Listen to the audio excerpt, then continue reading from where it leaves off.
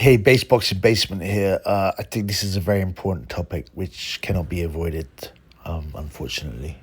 Right, so I'm talking about Ricky Hatton and his cause of death. Now, obviously, it was a real shocker when Ricky passed away. There is no confirmed cause of death, right? I had previously done a video saying that apparently, or the suggestion in the news seems to be it was suicide. Now, a lot of people, before I carry on, a lot of people are going, oh, this is a bit too early, it's out of order. I get that, but at the same time, there is a lot of speculation online. And Ricky was a public figure, a very well-loved public figure, a figure who people invested a lot of time, of money, and emotionality into Ricky Hatton.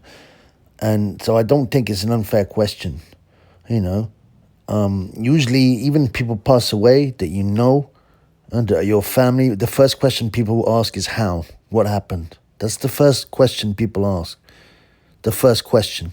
Of course, the first reaction is shock and horror, but then it's like, what happened? That's always the first question. So I don't think there's anything wrong with asking this at all about Ricky Hatton. As I said in my previous video, the media seems to hint towards suicide. Why? Because they always talk about his mental health issues. Some people might go, oh, well, obviously he has talked about it. He has talked about suicide attempts, and that's correct. But they also said immediately there are no suspicious circumstances, though no cause of death is named. Now, they often say that. That's often the language they will use when celebrities or people are found dead of suicide. That's a very clear pattern.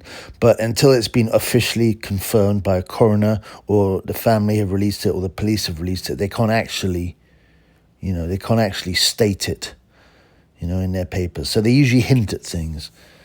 So, a lot of the articles will have mentioned mental health issues. Some even have a number to call for, say, Samaritans.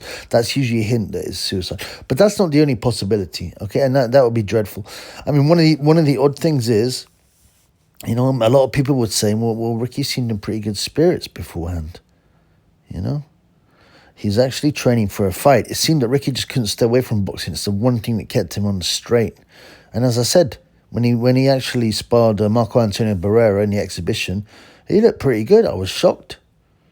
I was shocked at how good he looked. He didn't always look good on the bags when he's out of shape, but he was training for a fight in Saudi, I think, or Dubai. And, he'd released quite a few videos and stuff like that, and seemed fairly upbeat. He posted a CBD advert on his Twitter on the day he would have passed away, which, that doesn't mean he wasn't depressed, don't get me wrong, because people often go, oh, but he seemed fine, he seemed happy, but no one knows what goes on in the background, so none of this is conclusive. This is just looking at the evidence we've got, right? And so we look at a couple of his little video. So he recently 10 days before done a video, I think 10 days before, about some young lad who was getting bullied, and he was giving him advice on how to beat the bully. Hatton here. Believe you've been having a tough time at school by a couple of bullies. Don't worry about it, my mate. That's nothing new. Even I had a bully when I was at school, but you've done the right thing, taking up the boxing, not so you can get your own back on him and beat him up, but boxing gives you confidence, doesn't it? And the minute these bullies see you've got a little bit of confidence, they'll leave you alone. So I think you've done the right thing, mate. But keep your chin up, and I wish you all the best with the boxing. Good luck, son. And let me be straight, it is a terrible tragedy, for Ricky Hatton's family, obviously, he's got 3 kids, a grandkid, I know they had some family disharmony, but I think they were all back together again. And Ricky also is seen training his nephew, Matthew Hatton's son. He's very tall. Obviously, he's only a teenager, but he looks very tall, way taller than Ricky. But yeah, and it's a very sad occurrence. But I think people will want to ask why. Like I said, I will also say that he did look very unhealthy in those videos and those pictures, right? He looked very grey. His hair had gone completely grey. He had patches of missing hair, like alopecia, I think it's called, and these weird scratch marks or marks on his face, and he was itching himself. I didn't look healthy for a 46-year-old, So I mean, the suicidal hypothesis is definitely out there, but it's not the only one. It's not the only one out there. Some people say he could have overdosed or had a kind of heart attack due to use of yayo. Now Ricky himself had spoken about his problems with addictions, his problems with yayo. Doing a lot of yayo obviously can lead to a heart attack. It's not good for the heart. It's not good for the organs. It's not good for the brain. Yeah, and or an OD. But I don't know. I think that's the least likely hypothesis. The least likely hypothesis because, like I said, he was training for a fight. He didn't. I mean, you can't tell if someone's on it or not. But he wasn't being pictured out binge drinking, or getting on it. Which is a regular pattern of Ricky's. So I mean, I'm not discounting it, but I'm saying I think that's the least likely hypothesis, right? That some kind of overdose or cocaine-induced heart attack. I don't believe that's the case. He did seem upbeat. Like I said, you don't know. He was training for a fight. Yeah. He was still up on social media very regularly. Including advertising his CBD products. The Supreme CBD products, which I believe belonged to that boxer Anthony Fowler, if I'm right. I don't know, but I mean he's very active, and there was no signs that he was down. As you said, you can't always tell. There've been people that have committed suicide. There's people that I can see are risks, but there's also people that have committed suicide in my life, and I'm like, oh no, I didn't expect that. So you can't always just tell. People hide things as well. Although Ricky has been very open about his problems, he's not embarrassed to discuss them openly in public. And one thing is, right, the fact that there's no cause of death released thus far, but although they say there's no suspicious circumstances, yet they've not released a cause. Now, as I said, that might be just, the fact it has to go through a coroner, has to go through official channels, it has to be released by the coroner's office, and then the police, and then they usually talk to the family first. So I understand that. But to me, the fact that there's no cause of death mentioned, yet they're saying there's no suspicious circumstances, also makes my spidey sense tingle and makes me kind of suspicious, right? And like I said, the papers sort of point to suicide with the language, but I don't know, looking at the evidence, I'm not sure. And the papers are not to be trusted, are they? The mainstream papers, Otherwise, Saddam would have had weapons of mass destruction. Otherwise, we'd known that, we'd still think that Jimmy Savile was a saint. We'd think that Epstein was a financier who made his money through banking. That Bin Laden was hiding in a huge cave complex, drilled into a mountain. Can you remember that ridiculous story that the mainstream media released? That he'd built this massive giant fortress in a mountain. I mean, how did they even get the equipment to the middle of Afghanistan, right? And also other stuff like saying, oh, you've got to eat a low-fat diet. Fat causes you to be fat. No, it doesn't. The body needs fat. It's largely sugar. That piece of research was funded by the sugar industry to point away from the dangers of sugar and point towards fat, to misdirect people. All of this, the papers report, and on and on and on and on. They are never to be trusted. So we don't know. We don't know yet. But there's a final one. And this is where the spidey sense is tingling, right? Right? Remember this video? Check this video out.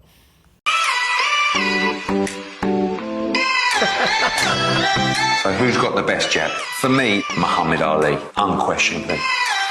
Triple G's got the best jab. Klitschko had a very good jab. Larry Holmes, there's no telling it. Katie Taylor. AJ's got a great jab too. Who's got the best jab? Mayweather's got the best jab. I don't like Mayweather's jab, to be honest with you. Could have fooled me, he had enough of them. It opens the door, it sets your attacks up. And you can distract your opponent, and it also keeps you safe. And you know what they say about the jab? The jab takes you around the world. Now, there's some great jabs there, but you know what? the NHS have got a pretty good jab too. The jab gets you out of trouble, and that's what this jab's going to do to all of us, isn't it? Get us out of trouble. Vaccines are helping us get back to enjoying boxing just how we used to. Fans in the arena again. Sweet Caroline. It's going to be special. If it's going to help me see my family, it's a no-brainer. It's one I'll definitely be getting. Over half the population have now had the jab. My old man's had the jab. I'm about to get the jab. And if it means returning to normality, it's an absolute must. Now, I'm sorry. Every time I see that video, it disgusts me. All these people, these famous people, pushing poison, pushing an untested product on people, and you know you don't have to. If you if you do your little research a bit, you'll see about there's anecdotal stories, there's data on it, on the effects. I've known loads of people.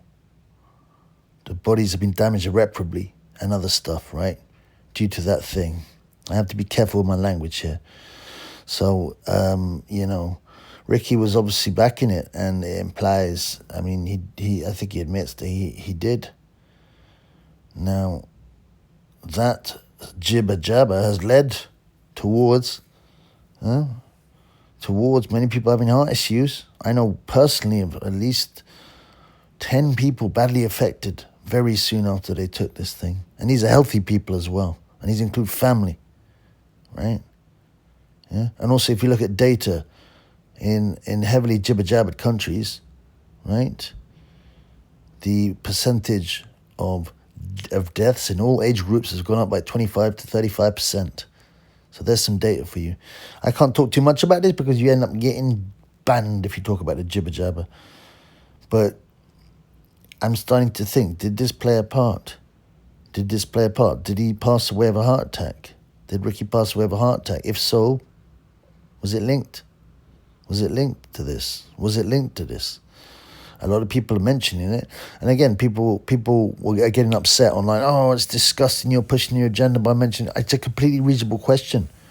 Ricky is a public figure who's very well loved, who had family, who had a grandchild, who had 3 kids of his own, a tight family, who's loved throughout Britain, Manchester. A lot of people invested a lot of time in him, a lot of money in him, a lot of emotion into him. And he was a very loved figure. I think it's right that people should be questioning and should be asking questions about the cause of Ricky's passing, And if there is a link to the jibber jabber, we should know. If there's a link towards suicide, we should know. If there's a link to drug abuse, we should know. We need to know, because this is a very well-loved public figure who died in suspicious circumstances. According to the papers, there were no suspicious circumstances. But for a young man to suddenly die at the age of 46 without explanation, that is suspicious. All right?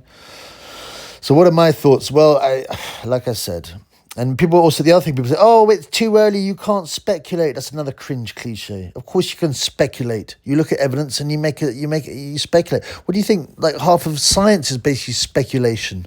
They'll do a test 100 times, and if it comes right 100 out of 100, they'll be, yep, that's correct. Only 100 times. What happens if they tried it 101 times and one time it was wrong? Things like that. There's loads of speculation in science. Everyone speculates day to day. Everyone makes theories about this person, about that person, about what happened, about this situation. What do they think the news is? Speculation after speculation after speculation. Saying you can't speculate until we know for sure. It's just cringe. It's silly. Of course we're allowed to speculate. That's what most conversations about, speculation. Speculation. Who's going to win the match? Who's going to do that? Is this person going to go out with that person? What's going to happen in EastEnders? What's going to happen in Strictly Come Dancing? You don't say, you can't speculate on who's going to win Strictly Come Dancing. We haven't seen the ending yet. Of course you don't, right? I mean, slightly facetious then, but to prove a point, of course people speculate. All we do is speculate. Go and next time you listen to any conversation in the pub, most of it is speculation, all right? Now, the law of Occam's razor is that the most likely outcome is usually the correct one. I mean, that's simple maths and laws of probability as well. If you put together all the evidence you've got, the most likely explanation is usually correct. What's the most likely explanation in this particular very sad case?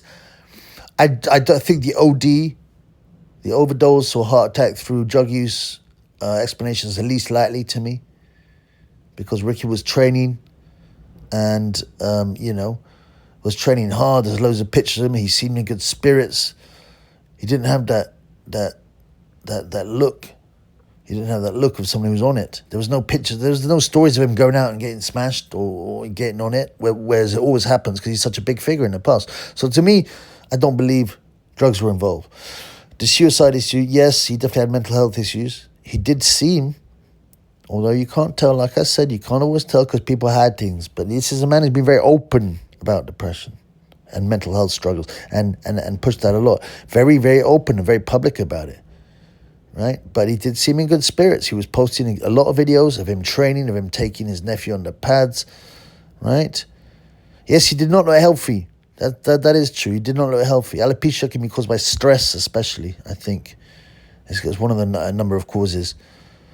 But so that one, I think, I would say that one and the potential heart attack and whether it's caused by jibber jabber, well, I mean, even if it was, they wouldn't tell you that, would they?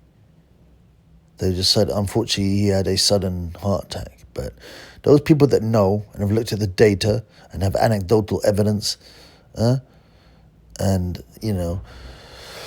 you only have to look online for the number of memes and people that have been pushing the jib jab and then later passed away in mysterious surprise circumstances. The way that the most important thing is the data. The percentages in countries that heavily jibber jabbered have ended up in a very raised death rate, which has been reported, by the way, in mainstream media. It's just kind of hidden. So to me, those two are equal.